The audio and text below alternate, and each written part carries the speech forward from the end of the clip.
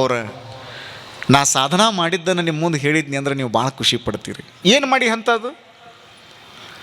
ಕಡ್ಡಿ ಪೆಟ್ಟಿಗೆ ಇರಲಾರ್ದ ಬೆಂಕಿ ಹಚ್ತೀನಿ ರೀ ಅಂದ್ರು ಅವ್ರು. ನಗಿ ಬರ್ತೈತಲ್ಲ ನಿಮಗೆ? ಹೌದ್ರಿ ಅಪ್ಪಾರ, ನಮ್ಮಲ್ಲಿ ಅಂಥ ಮಂದಿ ಐತ್ರಿ. ಕಡ್ಡಿ ಪೆಟ್ಟಿಗೆ ಇರಲಾರ್ದ ಬೆಂಕಿ ಹಚ್ಚವ್ರನ್ನ ಎಷ್ಟು ಮಂದಿನ ತೋರಿಸ್ರಿ ನಿಮಗೆ? ಹಚ್ಚೋದು ಗೀರುದ ಹಚ್ಚೋದು.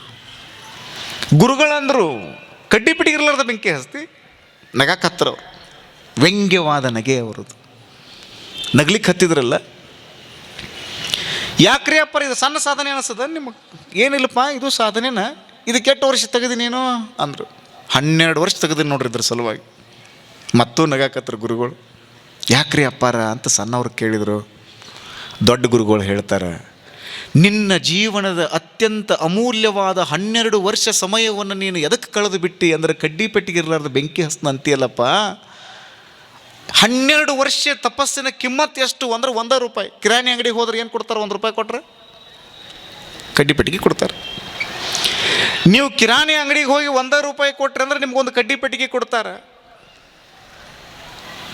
ಸಾಧನ ಮಾಡುವುದು ಅಂದ್ರೆ ಕಡ್ಡಿ ಪೆಟ್ಟಿಗೆ ಇರಲಾರ್ದ ಬೆಂಕಿ ಹಚ್ಚುವುದಲ್ಲೋ ತಮ್ಮ, ದೊಡ್ಡ ಗುರುಗಳು ಹೇಳಿದರು. ಹಾಗಾದ್ರೆ ಯಾವುದ್ರಿ ಅಪ್ಪಾರ ಅಂತ ತಿಳ್ಕೊಂಡು ಸಣ್ಣವ್ರು ಕೇಳಿದಾಗ ಗುರುಗಳು ಹೇಳಿದರು, ಕಡ್ಡಿ ಪೆಟ್ಟಿಗೆ ಇರಲಾರ್ದ ಬೆಂಕಿ ಹಚ್ಚುವುದು ಸಾಧನ ಅಲ್ಲ.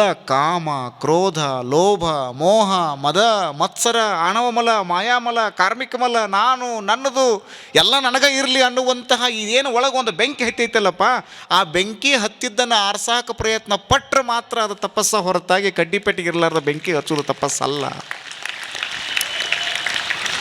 ಒಳಗೊಂದು ಬೆಂಕಿ ಹತ್ತಿತ್ತಲ್ಲ, ಇದೆಲ್ಲ ಬೆಂಕಿ, ಇದನ್ನು ಆರಿಸ್ಬೇಕು.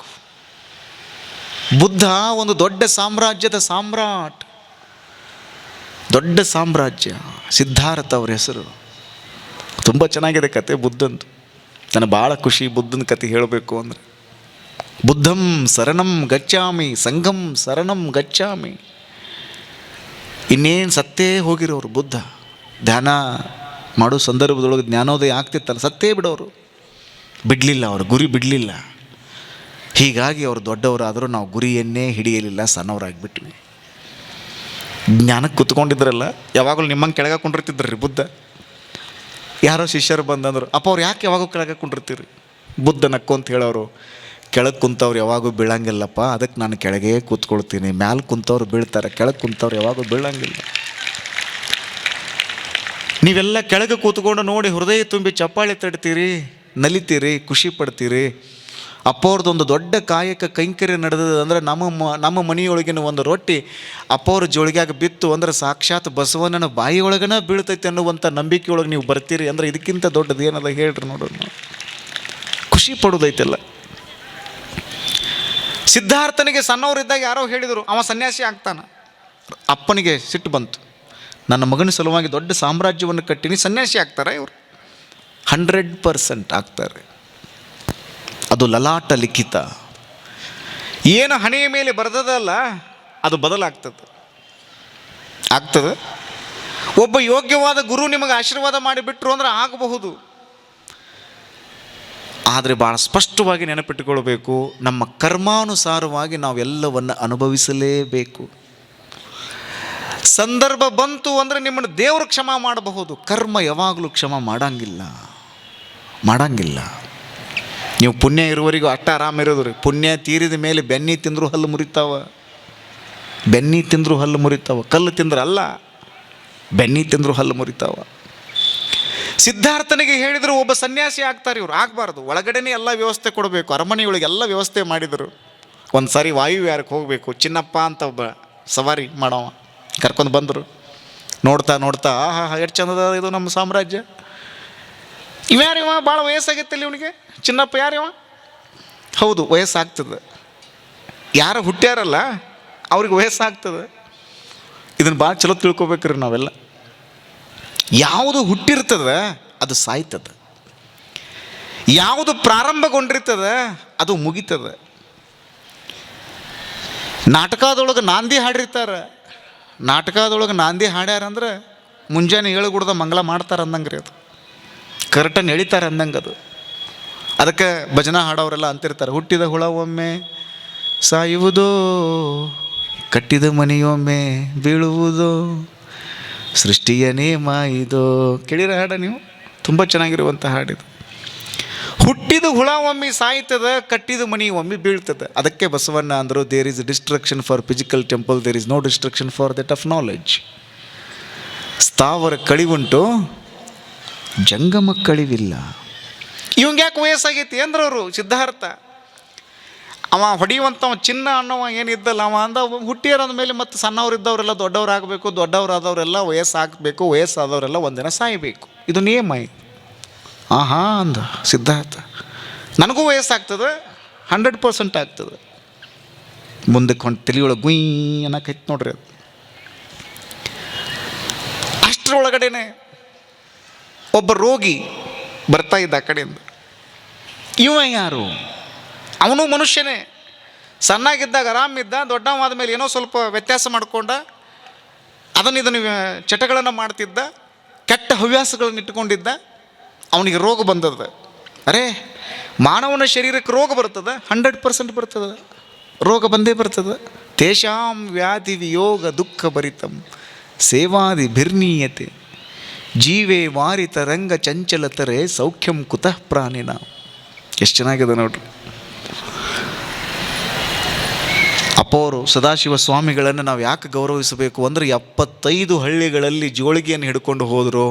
ಕಾಳು ಕಡಿಗಳನ್ನು ಸ್ವಾಮೀಜಿ ಕೇಳಲಿಲ್ಲ, ರೊಕ್ಕ ರೂಪಾಯಿಯನ್ನು ಸ್ವಾಮೀಜಿ ಕೇಳಲಿಲ್ಲ, ಬಟ್ಟೆ ಬಂಗಾರವನ್ನು ಸ್ವಾಮೀಜಿ ಕೇಳಲಿಲ್ಲ. ನಿಮ್ಮೆಲ್ಲರ ದುಶ್ಚಟಗಳನ್ನು ನನ್ನ ಜೋಳಿಗೆಯೊಳಗೆ ಹಾಕಿರಿ, ನಿಮ್ಮದು ಏಳಿಗೆ ಆಗ್ತೈತಿ ಅಂತ ತಿಳ್ಕೊಂಡು ಸ್ವಾಮೀಜಿ ಬಂದ್ರಲ್ಲ ಹೊರಗಡೆ. 38 ವರ್ಷ ವಯಸ್ಸಿನ ಯುವ ಸನ್ಯಾಸಿಯೊಬ್ಬರು ಕೈಯಲ್ಲಿ ಒಂದು ಜೋಳಿಗೆಯನ್ನು ಹಿಡಿದು ಜಗದ ಏಳಿಗೆಯನ್ನು ಬಯಸಬೇಕು ಅಂತ ಹೇಳಿ ಹಳ್ಳಿಗಳನ್ನು ಅಡ್ಡಾಡಿದರಲ್ಲ, ಎಂಥ ಅದ್ಭುತವಾದ ಕಾರ್ಯ ಇದು, ಹೇಳ್ರಿ ನೋಡೋಣ. ಹಾಗಿದ್ರೆ ನನಗೂ ರೋಗಗಳು ಬರ್ತಾವ? 100% ಬರ್ತದೆ. ವಯಸ್ಸಾದ ಮೇಲೆ ರೋಗ ನಿರೋಧಕ ಶಕ್ತಿ ಕಡಿಮೆ ಆಯಿತು ಅಂದ್ರೆ ಬಂದೇ ಬರ್ತದೆ. ಮತ್ತು ಗುಯ್ ಅನ್ನಕ್ಕಿತ್ತು. ರಥ ಮುಂದೆ ಹೊಂಡಿತು. ರಾಮ್ ನಾಮ್ ಸತ್ಯ ಹೈ, ರಾಮ್ ನಾಮ್ ಸತ್ಯ ಹೈ. ಗೊತ್ತಾತನ್ರಿ ಏನು? ಹಲಿಗೆ ಹಚ್ಚಿದ್ರು. ಒಬ್ಬಗೆ ಹಲಿಗೆ ಹಚ್ಚಿದ್ರಂದ್ರೆ ಅರ್ಥ ಏನ್ರಿ? ತೊಗೊಂಡು ಹೊಂಟಿದ್ರಿ ಅವನ್ನ. ಎಲ್ಲಿ? ಸ್ಮಶಾನಕ್ಕೆ. ಇವ್ಯಾಕೆ ಹಿಂಗೆ ಮಲ್ಕೊಂಡಾನ ನಾವು? ಸಿದ್ಧಾರ್ಥ. ಚಿನ್ನಪ್ಪ ನಗಾಕತ್ತ. ಸಾರೋಟು ಹೊಡಿತಿದ್ದಲ್ಲ ಸಾರಥಿ, ನಗಾಕತ್ತ. ಅವ ಮಲಗಿಲ್ಲ, ಸತ್ತಾನ. ಸತ್ತಾನಂದ್ರೆ ಏನು ಅಂದ್ ನಾವು? ಯಾಕಂದ್ರೆ ಒಳಗಡೆನೇ ಇದ್ದಲ್ಲ, ಅರಮನೆ ಒಳಗಡೆನೇ ಇದ್ದಲ್ಲ. ಸಾಯುವುದಂದ್ರೆ ಗೊತ್ತೇ ಇಲ್ಲ ಅವನಿಗೆ, ಹೊರಗಿನ ಪ್ರಪಂಚನೇ ಗೊತ್ತಿಲ್ಲ. ಸತ್ತಾನ ಯಾಕೆ? ಅವ್ಯಾಕೆ ಸಾಯ್ತಾನ? ಚಿನ್ನಪ್ಪ ಹೇಳ್ದ, ವಯಸ್ಸು ತೀರಿದ ಮೇಲೆ ಸಾಯಲೇಬೇಕು. ಹಾಗಿದ್ರೆ ನಾನು ಒಂದಿನ ಸಾಯ್ತೀನಿ. ಹೌದು, ನೀವು ಸಾಯ್ತೀರಿ, ನಾನು ಸಾಯ್ತೀನಿ, ಎಲ್ಲರೂ ಹೋಗ್ತೀವಿ. ಈ ಶರೀರ ಅನ್ನುವಂಥದ್ದು ಒಂದಲ್ಲ ಒಂದಿನ ಪಂಚಮಹಾಭೂತಗಳಲ್ಲಿ ಲೀನ ಆಗ್ತದೆ. ಅಲ್ಲಮ ಪ್ರಭುದೇವರು ಹೇಳ್ತಾರೆ, ಬೆನ್ನೆಯ ಕಂದಲ ಕರಗಲಿಟ್ಟಡೆ ಪಾತ್ರೆ ಕರಗಿತ್ತು, ಬೆನ್ನೆ ಉಳಿಗಿತ್ತು. ಒಂದು ಪಾತ್ರೆ ಒಳಗೆ ಬೆನ್ನಿ ಹಾಕಿ ನೀವು ಕಾಯ್ಸಾಕಿಟ್ರಿ ಅಂದ್ರೆ ಯಾವುದು ಕರಗ್ತೈತವ? ಬೆನ್ನಿ ಕರಗ್ತದೆ. ಉತ್ತರ ಭಾಳ ಸರಳದ, ಯಾವ ಲಾಜಿಕ್ಕೂ ಇಲ್ಲ, ಯಾವ ಮ್ಯಾಜಿಕ್ಕೂ ಇಲ್ಲ. ಒಂದು ಪಾತ್ರೆ ಒಳಗೆ ಬೆನ್ನಿ ಹಾಕಿ ನೀವು ಕಾಯ್ಸಾಕಿಟ್ರಿ ಅಂದ್ರೆ ಬೆನ್ನಿ ಕರಗತೈತಿ, ಪಾತ್ರೆ ಹಂಗೆ ಉಳಿತದ. ಅಲ್ಲಮ ಪ್ರಭುದೇವರು ಹೇಳ್ತಾರ, ಇಲ್ಲಿ ಪಾತ್ರೆನೇ ಕರಗದ, ಬೆನ್ನಿ ಉಳಿದದ ಅಂತಾರ. ಏನು ಹಿಂಗಂದ್ರೆ ಅರ್ಥ? ಭೌತಿಕ ಶರೀರ ಅನ್ನುವಂತಹ ಪಾತ್ರೆ ಏನೈತಲ್ಲ, ಒಂದಲ್ಲ ಒಂದಿನ ಪಂಚಮಹಾಭೂತಗಳಲ್ಲಿ ಲೀನಾಗಿ ಹೋಗ್ತದೆ. ಒಳಗಡೆ ಇರುವಂತಹ ಆತ್ಮ ಚೈತನ್ಯದ ಬೆನ್ನಿ ಏನೈತಲ್ಲ, ಅದು ಯಾವಾಗಲೂ ಉಳಿತೈತಿ ಅನ್ನುವಂಥದ್ದೇ ಈ ಒಂದು ವಚನದ ಅರ್ಥ ಅನ್ನುವಂಥದ್ದನ್ನು ನಾವು ತಲೆಯಾಗಿಟ್ಕೊಳ್ಬೇಕು. ರಾಜಯೋಗಿ ಶಿವಯೋಗಿ ಶಿವಬಸವ ಮಹಾಸ್ವಾಮಿಗಳವರು ಲಿಂಗದೊಳಗೆ ಲೀನಾಗಿ 80 ವರ್ಷ ಆಯಿತು. ಇವತ್ತಿಗೂ ನಮ್ಮ ಮಧ್ಯದಲ್ಲಿ ಪೂಜ್ಯರು ಇದ್ದಾರೆ. ಆ ಪಾತ್ರೆ ಕರೆಗೆ ಹೋಗ್ಯದ, ಆತ್ಮ ಚೈತನ್ಯದ ಬೆಳಕಿನ ಬೆನ್ನಿ ಏನೈತಲ್ಲ ಅದು ಹಂಗೆ ಉಳ್ದದ. ಹೂ ಇಲ್ಲ ಅಲ್ಲಿ, ಹೂ ಬಾಡಿ ಹೂ ಐತಿ, ವಾಸನೆ ಅದ. ಪಣತಿ ಇಲ್ಲ, ಬತ್ತಿಲ್ಲ, ಬೆಳಕು ಮಾತ್ರ ಅದ. ಎಷ್ಟು ಚಂದದ ನೋಡ್ರಿ ಇದು. ಶಿವಲಿಂಗ ಮಹಾಸ್ವಾಮಿಗಳವರ ಭೌತಿಕ ಶರೀರದ ಪಾತ್ರೆ ಕರಿಗೆ ಹೋಗೈತಿ, ಪಂಚಮಹಾಭೂತಗಳಲ್ಲಿ ಲೀನ ಆಗೈತಿ. ಆದರೆ ಬೆನ್ನಿ, ಆತ್ಮ ಚೈತನ್ಯದ ಬೆನ್ನಿ ಹಂಗೈತಿ. ಹಾನಗಲ್ಲ ಗುರು ಕುಮಾರ ಶಿವಯೋಗಿಗಳವರ ಭೌತಿಕ ಶರೀರದ ಪಾತ್ರೆ ಕರಿಗೆ ಹೋಗ್ಯದ, ಆದರೆ ಅವರ ವೈರಾಗ್ಯ, ಜ್ಞಾನ, ಸಮಾಜ ಪ್ರೇಮದ ಬೆನ್ನಿಯ ಬೆಳಕೇನದ ಅಲ್ಲ ಹಂಗೆ ಉಳ್ದದ. ಸಿದ್ಧಾರ್ಥ ಅಂದ, ವಯಸ್ಸಾಕೈತಿ, ರೋಗ ಬರ್ತಾವ, ಒಂದಲ್ಲ ಒಂದಿನ ನಾವು ಸಾಯ್ತೀವಿ. ಗುಯ್ ಅನ್ನಕೈತಿ ತಲೆಯೊಳಗೆ, ಮನೆಯೊಳಗೆ ಬಂದ ಅದೇ ಗುಯ್ ಅಂತಿತ್ತು, ಗುಯ್ ಅಂತಿತ್ತು, ಗುಯ್ ಅಂತಿತ್ತು. ರಾತ್ರಿ ಎಲ್ಲ ಸ್ತಬ್ಧ ಆಗಿತ್ತು. ಇವ ಒಬ್ಬ ಎದ್ದು ಬಿಟ್ಟ. ಜಗವೆಲ್ಲ ಮಲಗಿರಲು ಇವನೊಬ್ಬನೆದ್ದ. ಜಗ ಎಲ್ಲ ಮಲಗಿತ್ತು, ಇವ ಒಬ್ಬ ಎದ್ದ. ನೋಡಿದ, ಮಹಾರಾಣಿ ಮಲಗ್ಯಾಳ ಮಗಳು. ಚಂದ್ರನಂತೆ ಬೆಳೀತಾ ಇರುವಂತಹ, ಹೊಳಿತಾ ಇರುವಂಥ ಮಗ ರಾಹುಲ್ ಮಲಗ್ಯಾನ. ಸಾಕಿದು ಸಂಸಾರದ ಜಂಜಾಟ ಸಾಕು ಅಂತ ಸಿದ್ಧಾರ್ಥ ಹೊರಗಡೆ ಬಂದರು. ಬೋಧಿ ವೃಕ್ಷದ ಕೆಳಗಡೆ ಕೂತ್ಕೊಂಡ್ರು, ಧ್ಯಾನಕ್ಕೆ ಕೂತ್ಕೊಂಡ್ರು. ನನ್ನ ಜೀವ ಹೋದರೂ ಚಿಂತೆ ಇಲ್ಲ, ಜ್ಞಾನವನ್ನು ನಾನು ಪಡಿತೀನಿ ಅಂತ ಕೂತ್ಕೊಂಡ್ರು. ಜ್ಞಾನ ಸಿಕ್ತು, ಅದ್ಭುತವಾದ ಶಕ್ತಿಯಾದರು. ಲೈಟ್ ಆಫ್ ಏಸಿಯಾ ಅಂತ ನಾವು ಯಾರನ್ನು ಕರಿತೀವಿ ಅಂದರೆ ಬುದ್ಧನನ್ನು ಕರಿತೀವಿ. ನೀವು ಹಿಡಿದ ಗುರಿಯನ್ನು ಬಿಡಲಿಲ್ಲ ಅಂದರೆ ನಾವು ಬುದ್ಧರಾಗ್ತೀವಿ, ಸಿದ್ಧರಾಗ್ತೀವಿ, ಪ್ರಸಿದ್ಧರಾಗ್ತೀವಿ. ಬುದ್ಧ ದೊಡ್ಡ ಪರಂಪರೆ ಶುರುವಾಯಿತು. ಇದು ಭಾರತದ ತಾಕತ್ತಿದು. ಯಾವ ರಾಜ್ಯದ ವಜ್ರ ಖಚಿತವಾಗಿರುವಂತಹ ಸಿಂಹಾಸನದ ಮೇಲೆ ಕುಳಿತುಕೊಂಡು ರಾಜ್ಯಭಾರ ಮಾಡಬೇಕಾಗಿತ್ತಲ್ಲ, ಅದೇ ರಾಜ್ಯದಲ್ಲಿ ಒಂದು ಮಣ್ಣಿನ ತತ್ರಾಣಿಯನ್ನು ಹಿಡಿದುಕೊಂಡು ಭವತಿ ಭಿಕ್ಷಾಂದೇಹಿ ಅಂತ ಭಿಕ್ಷೆ ಬೇಡುವುದೈತಲ್ಲ, ಸಣ್ಣದಂತ ಹೇಳಿದ್ರೆ ನೀವು. ಯಾವ ರಾಜ್ಯದ ರಾಜ, ಈಗ ನೋಡ್ರಿ, ಈ ರಾಜ್ಯದ ಸನ್ಮಾನ್ಯ ಶ್ರೀ ಮುಖ್ಯಮಂತ್ರಿಗಳಂತ ಏನದಾರಲ್ಲ, ಅವರು ಎಲ್ಲವನ್ನು ಬಿಟ್ಟು ಮಣ್ಣಿನ ಒಂದು ಪಾತ್ರೆಯನ್ನು ಹಿಡಿದುಕೊಂಡು ಭಿಕ್ಷೆ ಬೇಡುದಂದ್ರೆ ಸಣ್ಣತ್ ತಿಳಿದ್ರಿ ನೀವು. ಒಬ್ಬ ಯೋಗಿಗೆ ಮಾತ್ರ ಸಾಧ್ಯ, ಅದು ಎಲ್ಲರಿಗೂ ಸಾಧ್ಯ ಇಲ್ಲ. ಅದು ಇದು ಭಾರತ ಕಲಿಸಿದ್ದು. ಅದನ್ನು ಮಹಾವೀರರ ಕತೆ ಹೇಳಬೇಕು.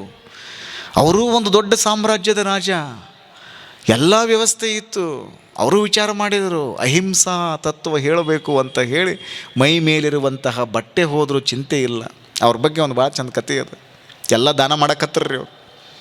ಒಂದು ವಜ್ರ ಖಚಿತವಾಗಿರುವಂಥ ಶಲ್ಲೆ ಇತ್ತು, ಅವರು ಶಾಲ್ ಇತ್ತು ಒಂದು, ಅದನ್ನೇ ಕೆಳಗೂ ಸುತ್ತಕೊಂಡಿದ್ರು, ಮ್ಯಾಲೂ ಹೊತ್ಕೊಂಡು ಹೊರಟಿದ್ರಂತೆ. ಒಬ್ಬ ಭಿಕ್ಷುಕ ಬಂದ, ಎಲ್ಲರಿಗೂ ಏನೇನೋ ಕೊಟ್ಟರಿ, ನಮಗೇನೂ ಕೊಟ್ಟೇ ಇಲ್ಲಲ್ರಿ ಅಂದ. ನಿನಗೂ ಕೊಡ್ಬೇಕಾ, ತೊಗೊಯ್ದನ ಅಂತೇಳಿ ಮ್ಯಾಲಿಂದ ಒಂದು ವಜ್ರ ಖಚಿತವಾಗಿರುವಂಥ ಶಲ್ಯ ಕೊಟ್ಟರು, ಉತ್ತರೀಯವನ್ನು ಕೊಟ್ಟರು. ಭಾಳ ಖುಷಿಯಾಗಿ ಹೋಗಿಬಿಟ್ಟ ಬಡ ಒಬ್ಬ. ಕೆಳಗೊಂದ ಉಳಿದಿತ್ತಲ್ಲ, ಮಾನವನ್ನು ಮುಚ್ಕೊಳ್ಳೋ ಸಲುವಾಗಿ ಉಳಿದಿತ್ತಲ್ಲ ಒಂದು ಕೆಳಗೊಂದು ಲುಂಗಿ, ಅದನ್ನು ಸುತ್ತಕೊಂಡು ಹೊಂಟಿದ್ರಂತ್ರಿ ಅವರು. ಕಾಡಿನ್ಯಾಗ ಹೋಗ್ತಿರ್ಬೇಕಾದ್ರೆ ಯಾವುದೋ ಒಂದು ಮುಳ್ಳಿನ ಕಂಟಿಗೆ ಅದು ಸಿಕ್ಕಾಕೊಂತಂತ ಇವ್ರು ಹಂಗೆ ಮುಂದೆ ಹೋಗಿಬಿಟ್ರು. ಅದಲ್ಲೇ ಜಕ್ಕೊಂಡ್ಬಿಡ್ತು. ಎಂದರೆ ಒಂದು ದಿವಸ ಇದು ಹೋಗೋದೈತಿ, ಇದನ್ನು ಉಟ್ಕೊಳ್ಳೋದು ಏನೈತಿ ಅಂತ ತಿಳ್ಕೊಂಡು ಅವತ್ತೇ ದಿಗಂಬರರಾದರು ಮಹಾವೀರರು. ದಿಗಂಬರರಾಗಿಬಿಟ್ರು. ಒಂದು ಕಥೆ ಅದ ಇವ್ರ ಬಗ್ಗೆ, ದಂತಕಥೆ ಅದು. ಧ್ಯಾನಕ್ಕೆ ಹೆಂಗೆ ಕೂತ್ಕೊಂಡ್ರಿ ಅವರು, ನೋಡ್ಬೇಕು ನೀವು. ಅವ್ರ ಚಿತ್ರವನ್ನು ನೋಡ್ರಿ, ನೀವು ಬುದ್ಧನ ಮೂರ್ತಿಯನ್ನು ನೋಡ್ರಿ ಏನ್ರಿ ಯಾರು ನೀವು ಸೂಕ್ಷ್ಮವಾಗಿ ನೋಡ್ರಿ. ಈಗ ಹೋಗಿ ಆಮೇಲೆ ಹೋಗಿ ನೋಡ್ರಿ, ಗೂಗಲ್ ಒಳಗೆ ಹೋಗ್ರಿ, ಗಾಗಲ್ ಹಾಕ್ಕೊಂಡು ಗೂಗಲ್ ಒಳಗೆ ಸರ್ಚ್ ಮಾಡ್ರಿ. ಅವ್ರು ಧ್ಯಾನಕ್ಕೆ ಕೂತ್ಕೊಂಡಾರ, ತಲೆ ಮೇಲೆ ಕೂದಲೆಲ್ಲ ಗುಂಗುರು ಕೂದಲದ ನೋಡ್ರಿ ಏನ್ರಿ ನೀವು. ನೀವೆಲ್ಲ ಏನು ತಿಳ್ಕೊಂಡ್ರಿ ಅಂದ್ರೆ ತಲೆ ಮೇಲೆ ಗುಂಗುರು ಕೂದಲಾಗಿ ಅವರು ಕರ್ಲಿ ಹೇರ್ ಅದಾವರು ಅಂತ ನೀವು ತಿಳ್ಕೊಂಡಿರಿ. ಕರ್ಲಿ ಹೇರ್ ಅಲ್ಲ ಅದು. ಇದು ಭಾಳ ಮಂದಿಗೆ ಗೊತ್ತಿಲ್ಲ. ಇದು ಯಾರಿಗೆ ಅಧ್ಯಯನದ ವ್ಯಾಪ್ತಿ ದೊಡ್ಡದಿರ್ತದೆ ಅವ್ರಿಗೆ ಮಾತ್ರ ಗೊತ್ತಿರ್ತದೆ. ಇದು ಬುದ್ಧನ ತಲೆ ಮೇಲೆ ಇರುವಂಥದ್ದು ಕೂದಲಲ್ಲ, ಅದು. ಧ್ಯಾನ ಕೂತ್ಕೊಂಡಿದ್ರಂತೆ, ಬಿಸಿಲು ಭಾಳ ಆಗಿತ್ತು. ಬಸವನ ಹುಳುಗಳೆಲ್ಲ ವಿಚಾರ ಮಾಡಿದ್ರು, ಬುದ್ಧನಿಗೆ ನೆತ್ತಿ ಸುಡಾಕತ್ತದ, ನಾವು ಹೋಗಿ ತಂಪು ಮಾಡೋಣ ಅಂತ ತಿಳ್ಕೊಂಡು ಬಸವನ ಹುಳುಗಳು ಏನಿರ್ತಾವಲ್ಲ ಅವು ಮೇಲೆ ಬಂದು ತಲೆ ಮೇಲೆಲ್ಲ ಕೂತ್ಕೊಂಡಾವ. ಅವು ತಲೆ ಮೇಲೆ ಗುಂಡನು ಅದಾವಲ್ಲ, ಅದು ಕೂದಲಲ್ಲ, ಅದು ಬಸವನ ಹುಳುಗಳೇ ಬುದ್ಧನ ತಲೆ ಮೇಲೆ ಹೋಗಿ ಕುಳಿತುಕೊಂಡು ತಂಪು ಮಾಡಿದವು ಅಂತ ಹೇಳ್ತಾರೆ. ಎಷ್ಟು ಚೆನ್ನಾಗಿದೆ ನೋಡ್ರಿ. ಅದಕ್ಕೆ ನಾನು ಹೇಳಿದೆ, ನೀವು ಭಾರತದಲ್ಲಿ ಏನಾದರೂ ಧ್ಯಾನಕ್ಕೆ ಕೂತ್ಕೊಂಡ್ರಿ ಅಂದರೆ ನಿಮ್ಮ ಸಹಾಯಕ್ಕೆ ಪ್ರಕೃತಿ ಬರ್ತದೆ. ಬುದ್ಧನಿಗೆ ಜ್ಞಾನೋದಯ ಆಯ್ತಲ್ಲ, ಹೂ ಬಿಡಲಾರ್ದಂಥ ಸಮಯದೊಳಗೆ ಗಿಡಗಳು ಹೂ ಬಿಟ್ಟುವಂತೆ, ಕಾಯಿ ಬಿಡಲಾರ್ದಂಥ ಸಮಯದೊಳಗೆ ಗಿಡಗಳೆಲ್ಲ ಕಾಯಿಗಳನ್ನು ಬಿಟ್ಟುವಂತೆ. ಹೆಂಗ್ರಿ ಇದು ಸಾಧ್ಯ ಅಂತ ನೀವು ಕೇಳಿದ್ರಿ ಅಂದರೆ ನೋಡ್ರಿ, ಸೈನ್ಸ್ಗೆ ಒಂದು ಹಂತ ಐತಿ, ಒಂದು ಸ್ತರ ಅದು. ಆಧ್ಯಾತ್ಮಕ್ಕೆ ಹಂತ ಇಲ್ಲ, ಅದನ್ನು ಮೀರಿರುವಂಥದ್ದು ಆಧ್ಯಾತ್ಮ. ಎಲ್ಲಿ ಸೈನ್ಸ್ ನಿಂತ್ಕೊಳ್ತದೆ ಅಲ್ಲ, ಅಲ್ಲಿ ಆಧ್ಯಾತ್ಮ ಶುರುವಾಗ್ತದೆ. 100 ವರ್ಷಗಳ ಹಿಂದೆ ಆತ್ಮನ ಇಲ್ಲ ಅಂತ ಹೇಳ್ತಿದ್ರು ಸೈನ್ಸ್ದವರೆಲ್ಲರೂ, ಸೈಂಟಿಸ್ಟ್ಗಳೆಲ್ಲ. ಆತ್ಮನದೆಲ್ಲ ಇಲ್ಲ ಹಿಂಗೆ ಹೇಳ್ತಿದ್ರು ಗಜ್ಜಿಗೊಮ್ಮೆ. ಈಗ ಎಲ್ಲರೂ ಒಪ್ಕೊಳ್ತಾರ, ಆತ್ಮನೂ ಇದೆ. ಇದನ್ನು 10,000 ವರ್ಷಗಳ ಹಿಂದೆ ಭಾರತ ಹೇಳಿಬಿಟ್ಟದೆ. ಇದನ್ನು ಒಳಗಡೆ ಒಂದು ಸೋಲ್ ಐತಿ, ಅದನ್ನು ಅರ್ಥ ಮಾಡ್ಕೊಳ್ಬೇಕು. ಯಡಿಯೂರಿನ ತೋಂಟದ ಸಿದ್ಧಲಿಂಗ ಶಿವಯೋಗಿಯ ಭಾವಚಿತ್ರವನ್ನು ನೋಡಿರಲ್ಲ ಎಲ್ಲರೂ ನೀವು. ಅವ್ರ ಬಗ್ಗೆನೂ ಒಂದನ್ನ ಹೇಳ್ತೀನಿ ನಾನು. ಕೂತ್ಕೊಂಡ್ರೆ ತಪಸ್ಸಿಗೆ, ನಂಬಿಯನ್ನ ಅಪ್ಪ ಅವ್ರು ಭಿನ್ನಾಯಕ್ಕೆ ಬರಬೇಕು, ಬರ್ತೀನಪ್ಪ ಅಂದರು. ಯುದ್ಧ ಆಗ್ತೈತಿ, ಅದ್ರ ಬಗ್ಗೆ ಕತೆ ಹೇಳ್ತೀನಿ. ಒಂದು ಹುತ್ತ ಕಟ್ಕೊಳ್ತದೆ, ಹಾವೆಲ್ಲ ಬಂದಿರ್ತಾವೆ, ಆಕಳು ಬಂದು ಹಾಲು ಕರೀತದೆ. ಅರೇ ನಿಮ್ಮ ಮನ್ಯಾಗ ಜವಾರಿ ಆಕಳಿತ್ತಂದ್ರೆ ಅದರ ಒಂದು ಗಿಂಡಿ ಹಾಲು ಹೆಂಡ್ರಿ ನೀವು, ಗೊತ್ತಾಕತ್ತೆ ನಿಮ್ಗೆ. ಯವ್ ನಮ್ಮವು ಅಂದದಕ್ಕೆ ರೀ ರಮಿಸ್ಬೇಕ್ರಿ ನೀವು ಆಕಳ. ನಾ ಹೇಳೋದು ಜರ್ಸಿ ಆಕಳ ಅಲ್ರಿ, ಜವಾರಿ ಆಕಳ. ಜರ್ಸಿ ಆಕಳದ ಕತೆ ದಮ್ಮ ಐತಿ ಬಿಡ್ರಿ, ಆ ಮಾತು ಬೇರೆ ಅದು. ಇವತ್ತು ಜರ್ಸಿ, ನಾಳೆ ಡಾಕ್ಟ್ರನ್ನ ಕರೆಸಿ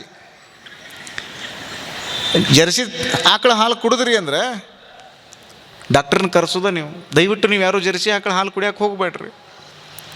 ಜರ್ಸಿ ಆಕಳ ಅಲ್ಲ ಅಂತ ಹೇಳ್ತಾರೆ. ಎರಡು ಪ್ರಾಣಿಗಳ ಜೀನ್ಸ್ ತೆಗೆದುಕೊಂಡು ಮಾಡಿರುವಂಥ ಒಂದು ಪ್ರಾಣಿ ರೀ ಅದು. ಇತ್ತೀಚೆಗೆ ನೀವೆಲ್ಲ ನೋಡಿರ್ಬೇಕು, ಇಂಟರ್ನ್ಯಾಷನಲ್ ಮ್ಯಾಗ್ಝಿನ್ಗಳನ್ನು ಓದಿದರೆ ಗೊತ್ತಾಗ್ತದೆ. ನ್ಯೂಜಿಲ್ಯಾಂಡ್ದೊಳಗೆ 80 ಲಕ್ಷ ಆಕಳುಗಳನ್ನು, ಜರ್ಸಿ ಆಕಳುಗಳನ್ನು ಕೊಂದು ಹಾಕಿಬಿಟ್ರು. ಒಂದು ಕೆಟ್ಟದಾದ ವೈರಸ್ ಅದರೊಳಗೆ ಐತಿ ಅಂತ ಹೇಳಿ. ಆ ವೈರಸ್ ಅದು ಏನು ಮಾಡ್ತಿತ್ತು ಅಂದರೆ, ಈ ಇಡೀ ಮನುಕುಲದ ವ್ಯವಸ್ಥೆಯನ್ನೇ ಅಲ್ಲೋಲ ಕಲ್ಲೋಲ ಮಾಡುವಂಥ ವೈರಸ್ಸಲ್ಲಿ ಟ್ರೇಸ್ ಆಗಿತ್ತು, ಗುರುತಾಗಿತ್ತು. ಅದನ್ನೆಲ್ಲ ಕೊಂದು ಹಾಕಿಬಿಟ್ರು. ನಾನು ನಿಮ್ಗೆ ಅದನ್ನೇ ಹೇಳೋದು, ನೀವು ಜರ್ಸಿ ಆಕಳುಗಳನ್ನು, HF ಆಕಳುಗಳನ್ನು ಸಾಕಬಾರದು.